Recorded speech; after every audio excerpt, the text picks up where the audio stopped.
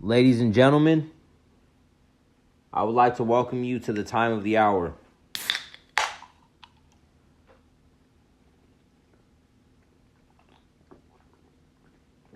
That's my watermelon Arizona that got too fucking cold and turned into a slushie already. God damn it. I should have put it in the fridge instead of the freezer.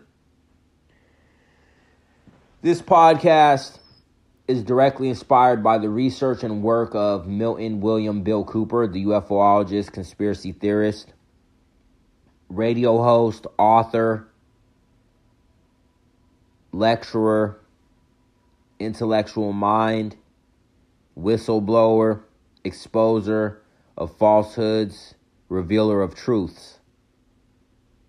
I've completed the 40-plus hour radio show lecture series from Bill Cooper's radio show, Hour of the Time.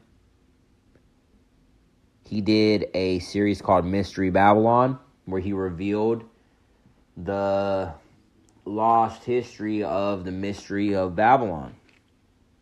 Babylon is an ancient civilization, one of the most ancient civilizations. It's referenced in the Bible. The mystery of Babylon is the ancient mystery system of the occult, esoteric mysticism, and sacred knowledge of the immense goddess Babylon. Babylon, she is worshipped under many names. Basically, any goddess in mythology mostly can be traced to Babylon. They are just incarnations of Babylon, from Sekhmet, Aset, Athena, Aphrodite, Hathor, Ishtar, Inanna, Kali, Lakshmi, Shakti, Tiamat, the immense dragon goddess. They are all just different names that Babylon is worshipped under. The immense goddess Babylon, within the contemporary religious context, she's been demonized in the Bible as what is called the whore of Babylon. That is a demonization of her immense virtue as the divine goddess, the mother goddess, creator goddess. Another name you might be familiar with would be Gaia. Gaia is also the goddess who was depicted in Captain Planet. She was the goddess that the Planeteers fought in service to. So that's how deep this shit goes. It goes back to the Saturday morning cartoons, y'all. This podcast is called Time of the Hour. As I've stated, it's directly inspired by the research and work of Bill Cooper and his radio show, Hour of the Time. There are many falsehoods that have blinded the minds of the masses, and my mission is to expose those falsehoods. My mission is to shatter those illusions as Huey Freeman's FBI agent told him in the Boondocks, "You like to destroy people's illusions." I respect that. It's thankless work. Again, they put the truth in the animation. That's where the truth's at. It's in the cartoons. It's in the animes. I'm watching King of the Hill right now. King of the Hill is a major cultural zeitgeist. Major cultural zeitgeist, bro. Rewatching it as an adult, with the goggles I have now, with the perception I have now, with the knowledge and wisdom I've acquired in my current age, it's mind-blowing. So many truths are being revealed. They made so many great episodes about so much real shit. So this is the time of the hour. The time of the hour is now. We can't afford to sit back and waste time on jobs that you're pouring all your energy and all your spiritual power into a job, and it is not reciprocated. They're giving you crumbs. Those crumbs you make that barely allow you to pay your bills, that barely allow you to pay for the little luxuries in life you like, That's not enough. If you're content with that, you're content with being a fucking slave. You might as well shackle yourself to your motherfucking boss's fucking house or their fucking bed, and you might as well start fucking cleaning their floor and eating the crumbs off their floor and being a fucking dog for them. Because that's what the fuck you are. If you're not living out your passions, if you're not creating your own economic empowerment, if you're not liberating your mind, and you're just following along with this agenda, you're a fucking ant in the hill. You're a fucking bee in the hive mind. You're just a fucking worker bee. Severance. The reason why everyone loved that show Severance so much is because that's what the fuck you guys are.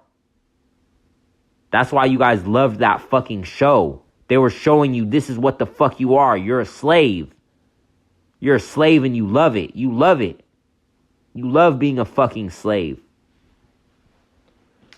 Yes, we all have to play the fucking mental gymnastics of navigating a fucking job to sustain ourselves. But you don't have to be invested in that shit. Nigga, if I'm not on the clock, I ain't on the clock. And even if I'm on the clock, I'm still not on the clock, bitch. I'm just here. I'm still doing what the fuck I'm doing. It's the time of the hour. You know what I'm saying? And that's since the hour of the time. It's time of the hour since the hour of the time, bruh. We doing this shit since Bill Cooper and continuing on forward. We keeping this shit going. We bringing this shit back. I just brought Gonzo journalism back to the credit of our patron saint and Lord and Gonzo, Hunter S. Thompson, the genius that he was. And now I'm bringing back time of the hour. From the hour of the time. This is it. The time's right now. MLK once famously said, "These are revolutionary times. And those who sat in darkness have seen a great light." Those who sat in darkness have seen a great light. That is the time of the hour. I've just been searching, researching, discovering, uncovering, storing, and collecting the time of the hour.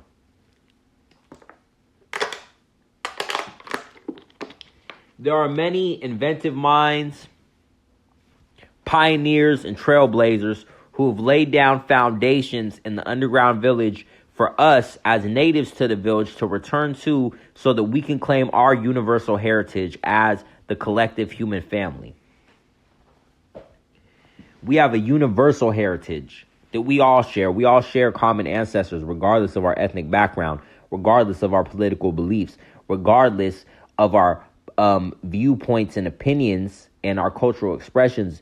We have what's called world culture, world heritage, a universal heritage of world culture that allows us to exchange cultural expressions and cultural heritage, regardless of our ethnic backgrounds, regardless of our religious backgrounds. Religion is just another system of the occult. Occult meaning hidden knowledge, that which is sacred, that which is divine, that which is hidden. The esoteric mysticism, shamanism, these are all just different systems. Philosophy, psychology, sociology, cultural anthropology. These are all just systems of the occult information, occult knowledge. The aim of time of the hours to expose to you the different aspects of the occult that exist in your life that you don't fucking realize. You're an occultist. You're an occultist even if you're just a hive mind sheep. You're still practicing the occult in many forms. You ever sat down and watched a movie? Guess what? That's a fucking occult ritual. You ever gone to the movie theater before? That's a fucking occult ritual. You ever went to a party? You ever went to a party and drank a little bit of elixir? Got a little fucked up? That's an occult ritual. You're a fucking occultist. So that's what we're here to do with Time of the Hours, to expose to you the different elements of the occult that exist to your benefit and to your fucking disbenefit. There's occult systems in place that are being used to disenfranchise you. And because you don't realize the power you have over the occult, you don't realize the power the occult has over you. Damn. Let me say that again. Because you do not realize the power of the occult that you hold yourself, you do not realize the power that the occult has over you. That's the time of the hour, ladies and gentlemen.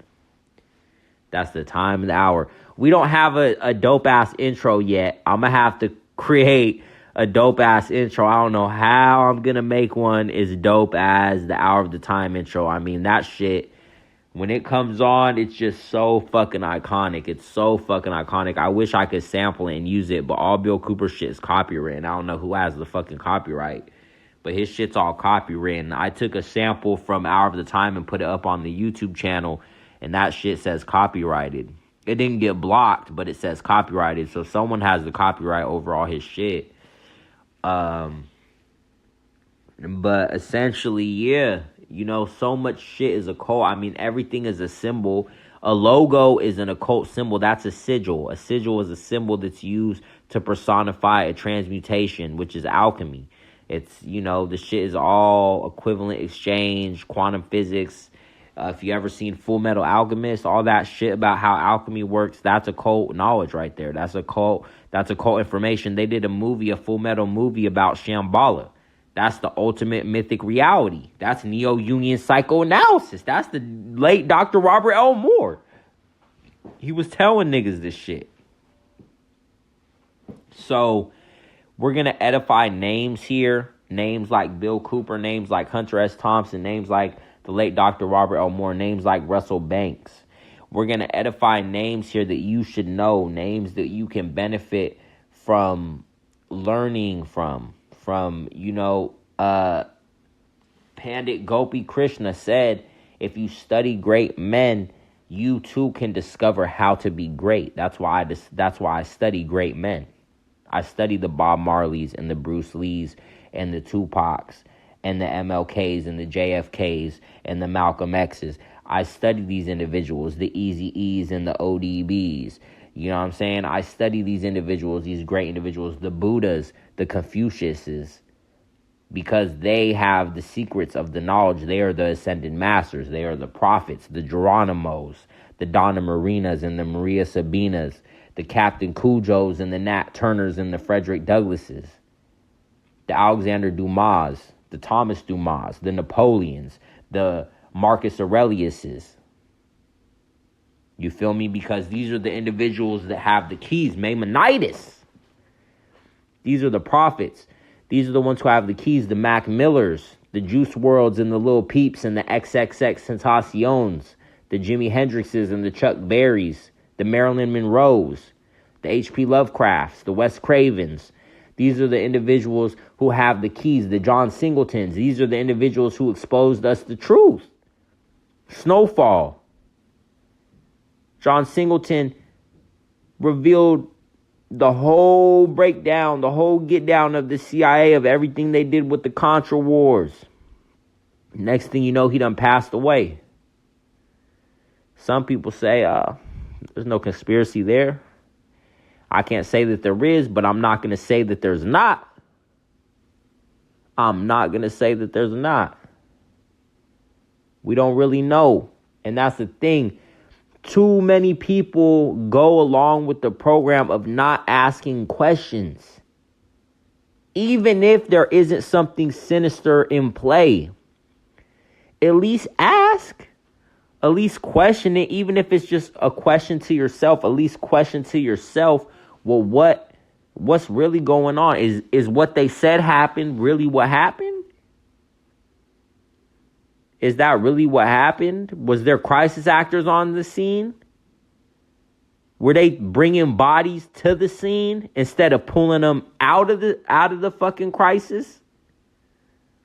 Were they bringing bodies to the incident? Were they wheeling bodies in instead of wheeling them out? Was there some crisis actors and ski masks who were really doing the looting? And it wasn't even no regular people doing it. It was just agent provocateurs. These are the questions we got to ask in the time of the hour, because as MLK once famously said, these are revolutionary times. And guess what? These too are revolutionary times. history repeats itself and everything comes back around. We're back in the 60s, y'all. We're back in the 60s right now. This is the 60s again. This is the Vietnam War era again. This is the late 60s, early 70s. This is the Vietnam War again. We're in 73 right now. We're pretty much in the 74. So, you know, this is the time of the hour. There's not no time to waste. There's not no time to waste. There's too much information available for people to be wasting their time watching Netflix. You shouldn't be watching Netflix in 2025. I'm going to be straight up with you. In 2025, the Netflix thing, that's over. The binge watch, you can binge watch something if you find something valuable. Right now, I'm watching King of the Hill, but I don't just sit and watch 8 to 10 episodes back to back to back to back. If I get on a run, I might watch 3, 4, 5 episodes, but I'm going to watch an episode or two and then I'm going to read. I'm going to read or research or write or do something like this, make a podcast episode, publish another book. I'm not just going to sit and spectate. Too many people are acceptable with being a spectator. You know what I mean? You shouldn't be so comfortable with being a spectator. That's the problem with organized sports. It's cool that people have a passion for sports and are interested in it. That's gravy. But the issue becomes people are able to live vicariously through the success of these athletes, and they're not making any action for themselves in their own life. A lot of people are happy with just being a spectator, to just watch LeBron win. And they feel like they won because he won, even though they didn't get no money. They didn't touch no success. They're going to work for a fucking job tomorrow. But because they saw LeBron win, they feel like they won. And that's the problem with it. You know what I mean? That's the problem with it. That's why I don't watch sports. I grew up watching sports, but I don't watch that shit no more because that don't do nothing for me, watching another man win. They're just gladiators in the fucking Coliseum. It's the same shit. We live in a modern day Rome. This is a modern day Rome. It's all circus.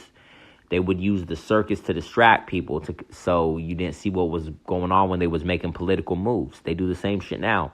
And politics is just a game. It's just a game. It's a rigged game. There's no reason to play it. There's no reason to pay attention to it.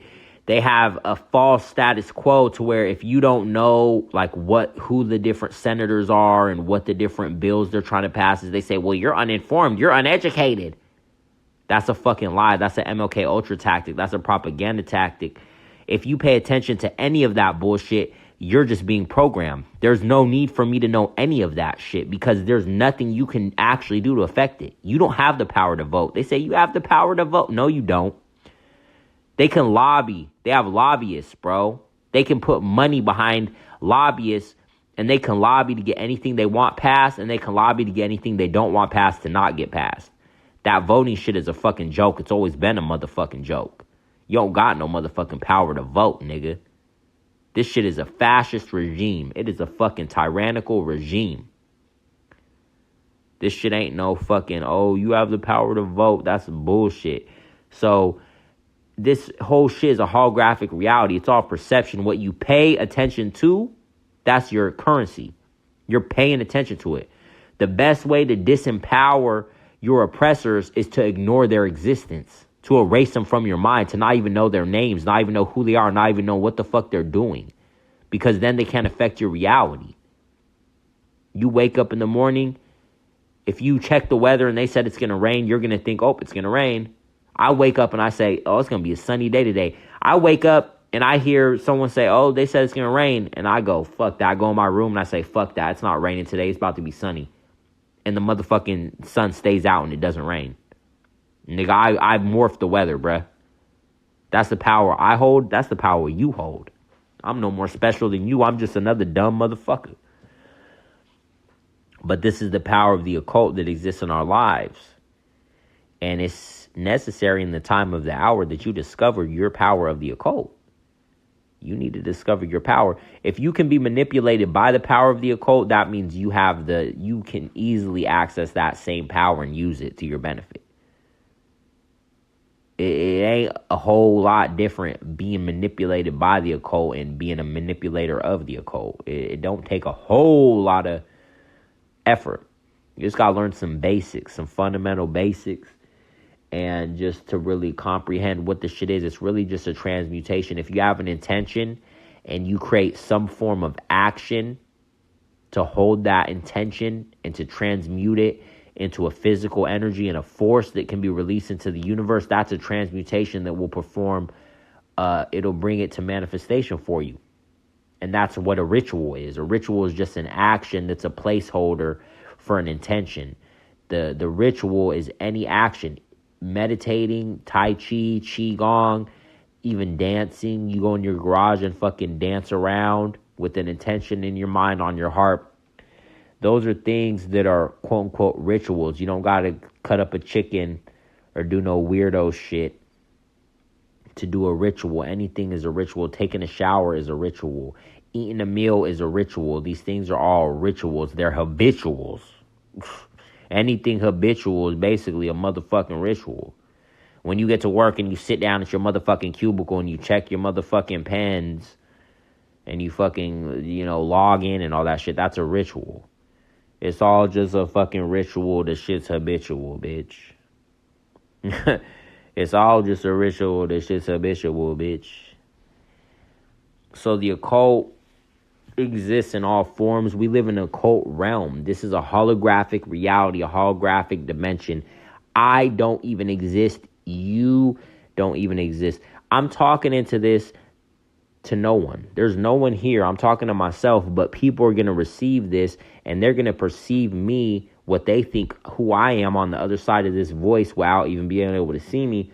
I don't even exist. I'm a figment of your imagination. You created some kind of persona that exists in this podcast radio space talking to you to tell you some shit that you already know. I'm your own brain talking to you right now. Hit a joint while you think about that. While I hit this water. I am your own brain. You've manifested a media personality in the form of a podcaster who's telling you some shit to yourself you already know from your subconscious mind. I don't even exist. I'm just a hologram. I'm just a symbolic representation of my own thoughts being perceived by me. Shit, I don't know. That's what I'm talking about. This shit's all occult. It's all occult. They fooled you into believing that occult is witchcraft or that magic is fairy dust and fucking medieval elves and shit like that. Like, that shit's a joke. And the sleight of hand shit is just illusions. The magic is the ability to transmute reality and to bend reality to your will. That's the nature of the hidden knowledge of the mysteries of Mystery Babylon to the immense goddess. Kali, the immense goddess Kali, goddess of immense destruction. She's the goddess of immense destruction because she's the one who bestows you with the divine illumination. Once you've eliminated that which is false within I and I self, she bestows you with the divine illumination that allows you to become a master abbot. She destroys that which is false. That's the immense destruction. And that's how you attain the universal heritage of Shingon. And that's really what this is all about. Being in a proper state for being, which is what I call Hotepism. Hotep, to be at peace. When you're in that proper state for being of Hotepism, that's how you eventually attain Shingon, which is the mind state of universal heritage. You have to pair the natural spirit of life with the mind of the universe, and that's how you enter the kingdom of God and become one with Christ consciousness. And that's the Mystery Babylon. That's why we need the time of the hour, so that we can repeatedly reveal to ourselves these truths that we know to be true. But sometimes you got to just reteach yourself shit that you forget. Sometimes we got to reteach ourselves shit and rediscover shit again and again. They say you never read the same book twice because you're never the same person you were the last time you read it. So you can't read the same book twice. It's impossible. Especially because if you even read a book, that book is going to change you by reading it. So you can never be the same person you were when you started the book as you are after the book. So you can never read that book twice because you're not going to be the same person. Even if you read it back to back, you start it over, you're different. You're never going to read the same book twice. I'm getting tired. This is actually the second taping of this podcast. I tried to record it directly in a Substack, and for some reason, the audio file was just all sped up and fucked up for some reason. It started off great. It sounded great the first 30 seconds. And then the shit just was all sped up and fucked up. So then I was like, fuck it, let me try it again and record it on the iPhone because, the iPhone mic's cool. And then I tried it also.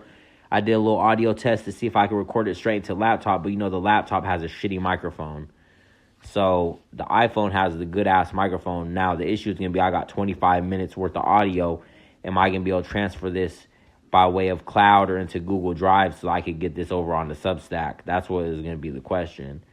And I remember in the last episode, I had a real cool way how I ended it and shit, but I'm just getting tired now.